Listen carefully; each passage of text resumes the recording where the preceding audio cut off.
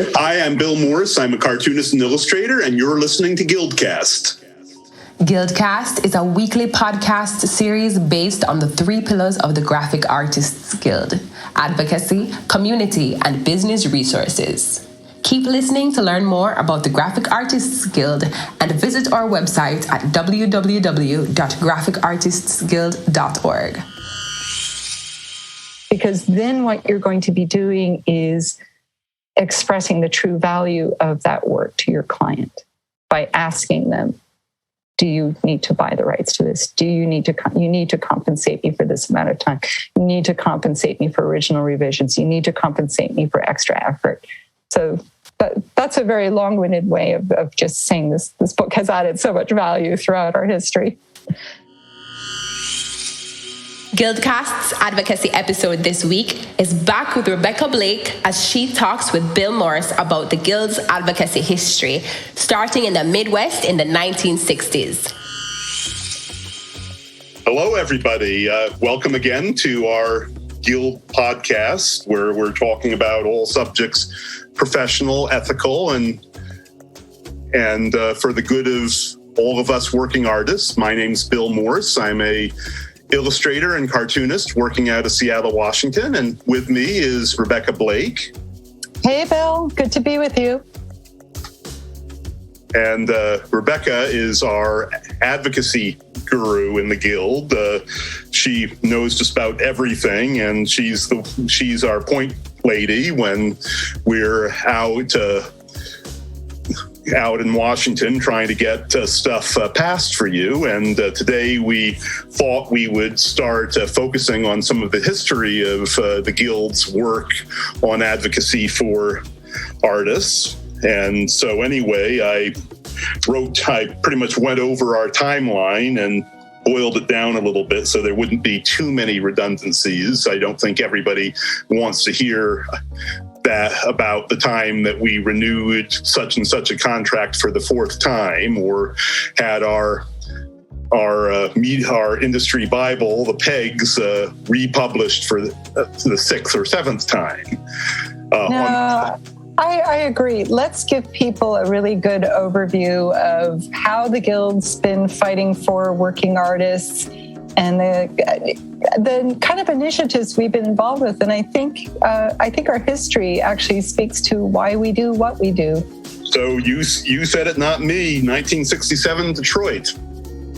1967 Detroit. What do you want to know about 1967 Detroit, Bill? Allegedly, that's where that was our first chapter opening up, and in '68 we followed up with Cleveland, San Francisco, and Chicago, and I probably left one out. What do you know how we got started in '67? Because it's a great story.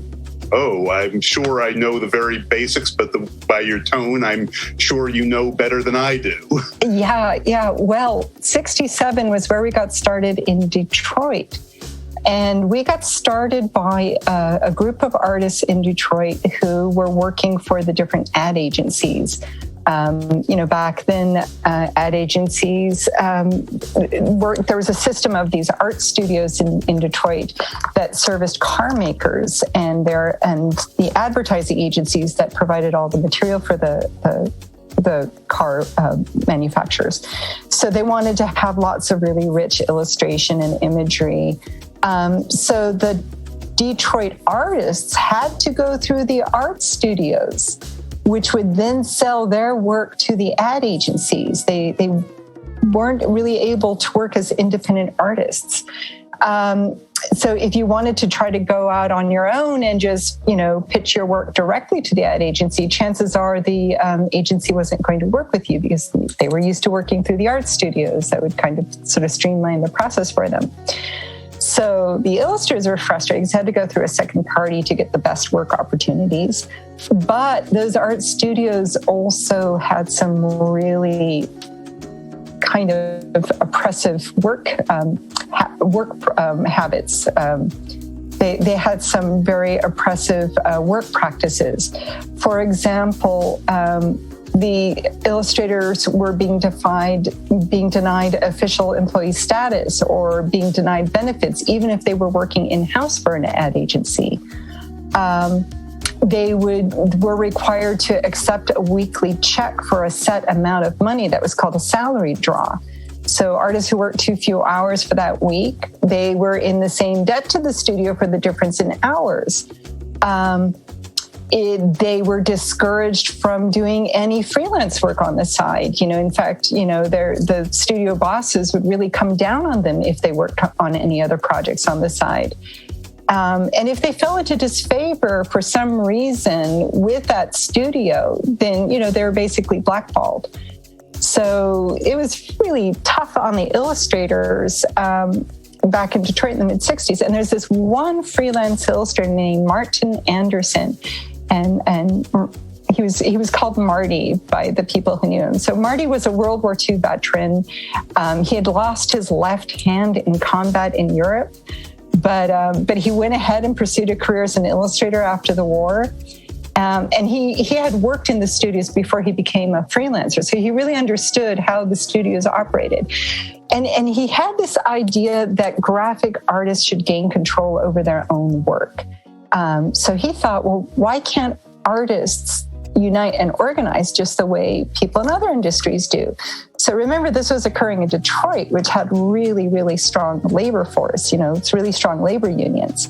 So of course, Marty, working in Detroit, would look towards labor unions as this really logical way that graphic artists could basically join forces. And that was the really fair beginning of the idea of the Graphic Artists Guild. It's a really, really interesting story, and I would have loved to have met Marty Anderson. I mean, he passed away, I think, before I even got involved with the Guild, but he just sounds like such a dynamic character. So you want to hear more? Sure. Okay, so Marty and up until the fall of 1967, Marty and his a group of his friends who became the founding members of the Graphic Artists Guild started meeting, and they started to do a lot of research on what a labor union is, like how are they structured, how they operated, what were their ethical codes, what kinds of constitutions they had.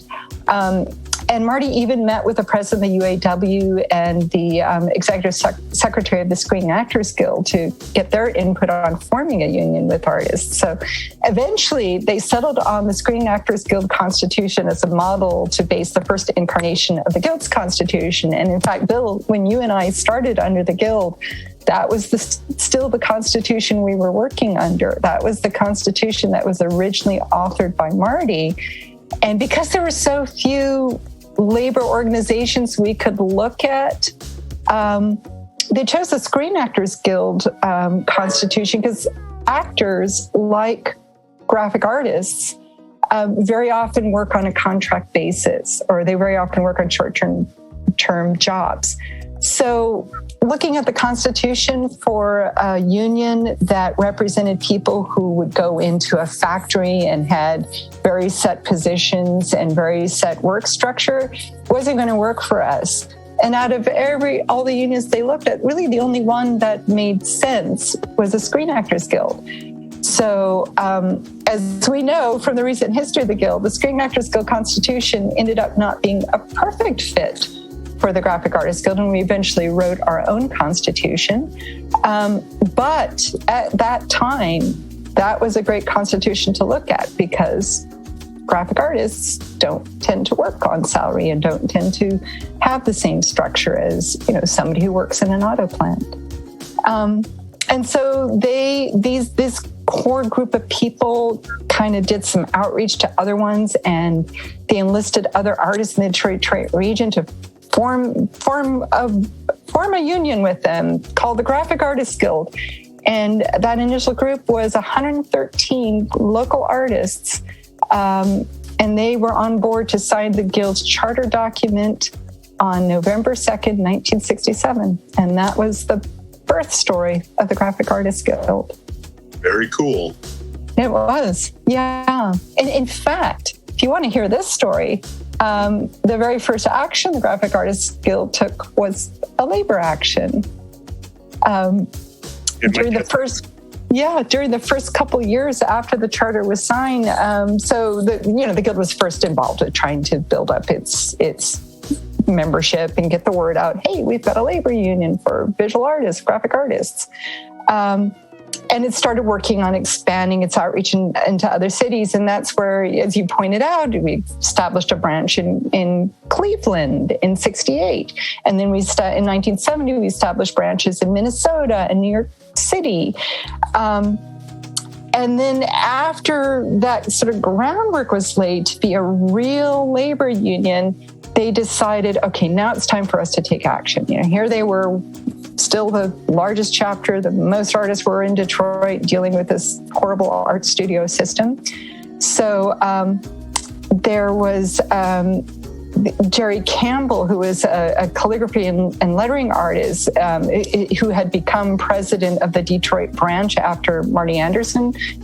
Marty Anderson developed the Guild, grew it, was the first president, and had filled his term as the first president. And Jerry Campbell, this calligraphy and lettering artist, stepped into the breach as the president. And in 1969, he was quoted in the Guild's newsletter saying, "We're 1 year old, and most 1 year olds I know have teeth. I think it's time we used ours and bit somebody." And so they decided to bite the Campbell-Ewald advertising agency, which for decades was the only agency that General Motors used. They're the guys who did the Like a Rock Chevrolet TV commercials. Anyway, in the 60s and 70s, they were really tight with GM and with Chevrolet. And so the Graphic Artists Guild tried to initiate negotiations with Campbell-Ewald to gain concessions for basically the conditions the studios had imposed on the artists. But those talks didn't go anywhere. There was no agreement. And so in 1971, the Graphic Artists Guild called a strike. And so this large group of these really disgruntled illustrators gathered outside the Guild's headquarters, and they walked down to the GM building, and they set up a picket line on the front sidewalk. They were holding signs, really beautiful posters, as you can imagine, really much better than most of the posters that you would see on the labor, on the picket lines at that point, because these were done by graphic artists. And in fact, these news reporters who started covering this, hey, there's this group of artists and they're doing a picket line outside of the GM buildings. The Campbell-Ewald office was right next to the GM building. They said, and we noticed how beautiful the signs are. So the news report picked up on how beautiful the posters were. So this was the Guild's first attempt at collective bargaining, but they weren't able to pull it off, and the strike had to be called. What the scuttlebutt was that the Guild hadn't gathered enough advance support for the strike within the local industry to bring Campbell-Ewald back to the bargaining table, and that's not surprising for a brand new baby union that you weren't able to figure out all the different ways that you bring a much more powerful partner to the negotiating table. But there was also a lot of artists who basically did the artwork basically as scab artwork, they crossed the picket line to go do this artwork. And the studios actually turned the screws up on the strikers, just threatening them to make them want to give up earlier because they were afraid of losing their source of income. So all of that served to basically kind of make this initial action against this advertising agency not work. And it did have a longer term effect on the Guild. That actually basically heralded the slow decline in the Guild's Detroit chapter. And that meant that the New York chapter, which had been growing and growing, went into ascendancy. And eventually the Graphic Artists Guild board decided to move the headquarters from Detroit over to New York. And eventually the Detroit Guild expired. It had a legal status that was never renewed. So the guild was formally moved to New York City. So it had, for Detroit area itself, it had a sort of a sad outcome. But what I love about the story is that I think the Graphic Artists Guild has remained very true to this idea of representing artists' rights as workers, of focusing on some equity for graphic artists, for illustrators and designers and animators and web developers to basically be able to earn a decent living. Us being able to function as business people, as workers. We're not asking for these jobs as a privilege. This is our labor, this is our work, and we deserve to be compensated for the value we bring. And I think the Guild has kept that very much in the forefront in all of its activity. So that's where our history comes from, but I think it continues to echo, even though we are no longer a labor union. We are now a trade association. That history continues to echo down to this very day on how we approach everything we do. The 16th edition of Pricing and Ethical Guidelines by the Graphic Artists Guild is now available on Amazon and www.graphicartistsguild.org. Well, that is fascinating and shows why you're such a good speaker, because I had that on my list, the second item on my list, and I didn't even have to bring it up. Well, it's such a great origin story, and the reason why I'm able to recount it so well is there was actually a member of the Seattle chapter named Dan Ballard, who wrote this wonderful article about the first 30 years of the Graphic Artists Guild, and this was an excerpt from it. He just so beautifully documented the history of the Graphic Artists Guild. Yes. And he passed away just a few years ago, but he as a Seattle member, Dan was a very good friend of mine, and it was a very lovely service. Well, yes, and we were able to retain that early history so much because of his work. So we're forever grateful to him. So now the next item on my list is one of where we start getting really visible, which is the first publication of the Handbook of Pricing and Ethical Guidelines, or as we love to call it, the PEGs. Yeah, the handbook. The handbook started. When was the first one published? I believe the first one was published in the 60s, wasn't it? Nope, 73 here. It was published in 73. Oh, of course, because the 60s we were caught up in trying to do a labor action, of course.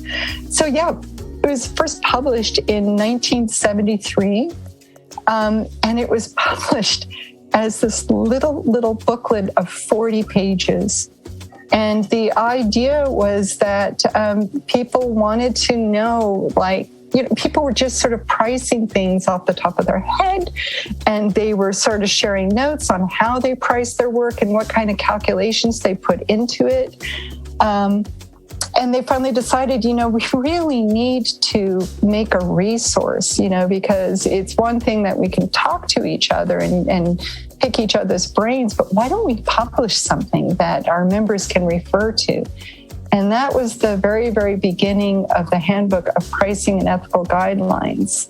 And that book slowly grew over the years. Let's see, was it 73? Yes, 73. It was a 20-page book.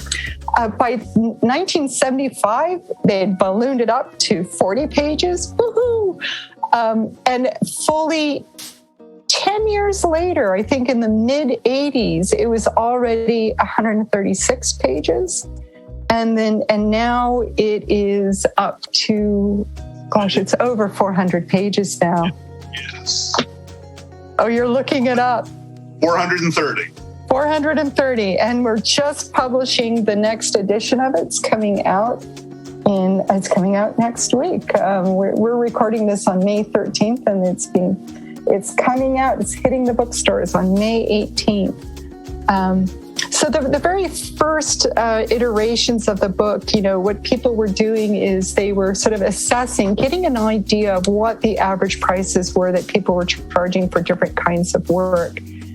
But what people really quickly realized is, it doesn't help to make a resource where people just look things up, because that isn't how we price our work. We price our work based on the value of the work we do and based on, what are we giving the person who commissions that work? Are we giving them the right to print it once, or can they print it multiple times, in multiple editions of a book or whatever? Can they put it on their website?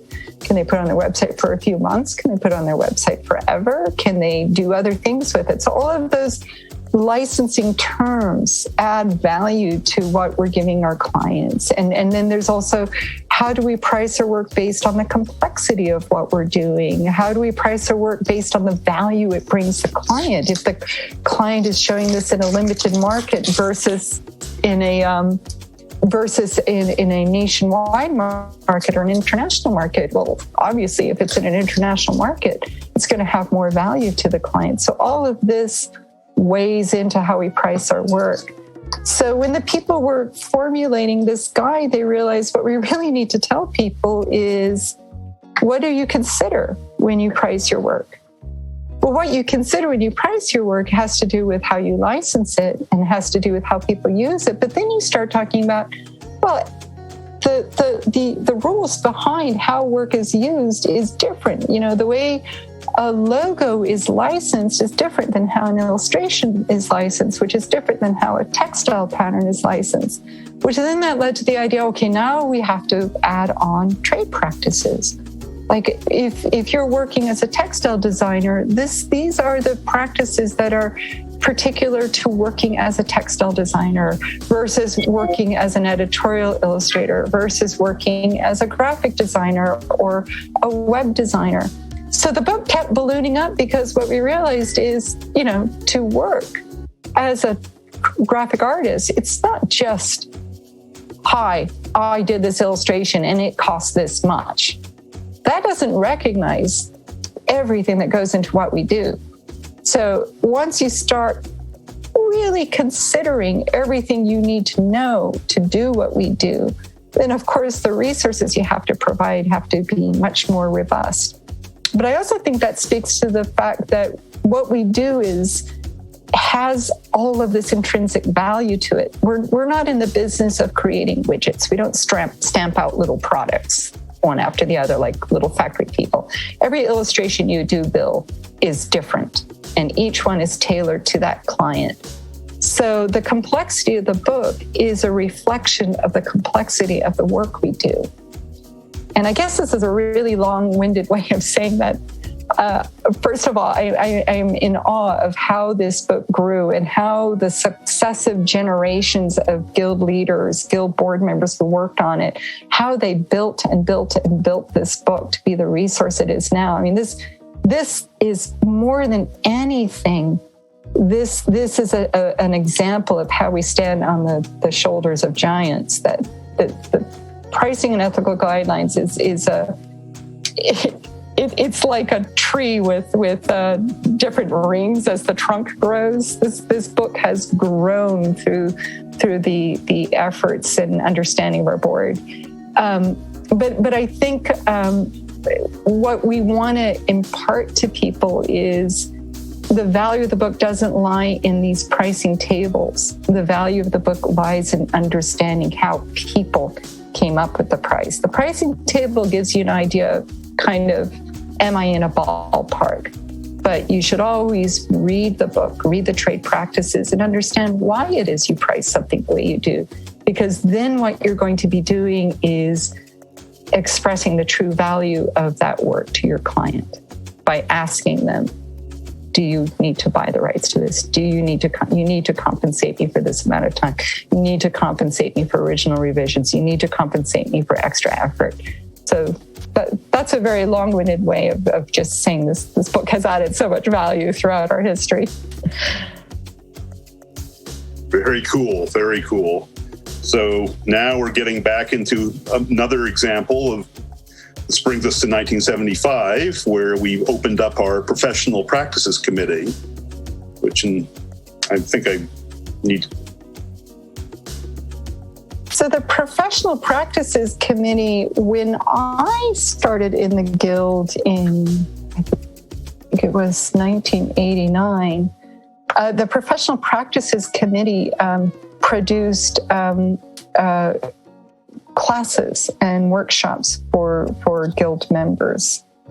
And I think what that speaks to, the establishment of the Professional Practices Committee, is that speaks to another arm of the Guild's mission, which has been to educate people. So, what we had throughout the history is we had local chapters that would produce workshops and materials to educate designers and illustrators. And those workshops would be on copyright or on how to negotiate with a bad client, which reminds me, we need to do another one of those because it's been a while. It'll be a panel discussion from different illustrators on how they got their careers started. And so all of these local chapters were producing these really fine programs, which were open to Guild members, and in fact were even open to people outside the Guild. But then that evolved eventually to starting to do some teleclasses. So in the 90s, we started, the national office started to produce these national teleclasses where people would dial into a trunk line, a conference call, and there would be an audio class that was done. And we actually have those old teleclasses on our website for Guild members to access. And then eventually that developed into our websites, which we now produce on a monthly basis. But yeah, the Professional Practices Committee had a long history of basically helping us to identify and develop educational materials for members. Wow.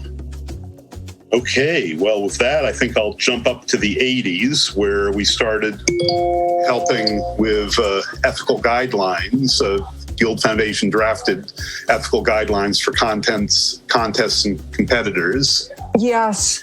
So the Guild's been involved in a couple initiatives to establish some guidelines that establish some sort of ethical practices. And one of them was, yes, to develop these guidelines for art contests. Now, these are not guidelines for the kind of work on speculation contests we now see online. These were guidelines for establishing for art contests where physical work was being gathered and hung. And there's been a problem with predating the internet. There has been a problem with contests not being ethically devised. They'll charge extremely high entrance fees to artists. They will not guarantee a return of artwork. They will not assure that the artwork will be handled well, that it won't be damaged. So there was a need to establish some sort of guidelines on what an ethical art contest would look like. And in fact, I believe the Guild established their guidelines under a grant from the National Endowment of the Arts.